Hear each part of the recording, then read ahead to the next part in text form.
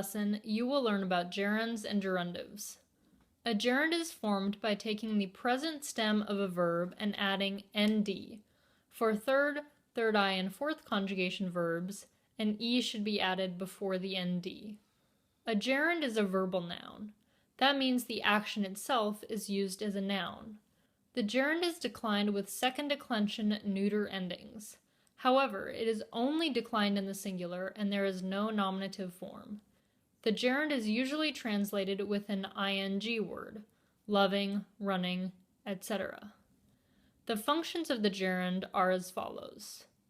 The genitive gerund is used to express purpose with the words causa and gratia, both meaning for the sake of. It is better translated with an infinitive. The genitive is also used with certain adjectives such as cupidus, desirous of a gerund. The dative is used as an indirect object and with certain adjectives such as idoneus, suitable for a gerund. The accusative is used to express purpose with the preposition odd. It should be translated with an infinitive. The ablative is used as an ablative of means or with the prepositions de, in, and ex.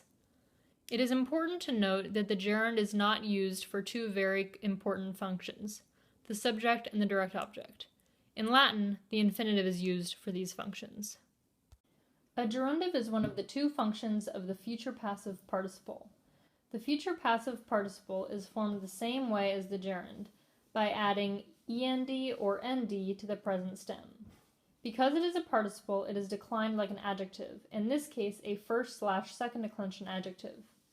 The future passive participle of a verb, logically, would mean about to be exed. However, this participle is better translated as needing to be exed, which is an important distinction to make. A gerundive is a verbal adjective. As an adjective, it modifies a noun and shares its case, number, and gender. Latin uses the gerundive in place of a gerund plus a direct object. Translate the gerundive like a gerund and the noun modified like a direct object. For example, in the sentence libris legendis discis, literally translated as you learn by books needing to be read, the proper translation is you learn by reading books.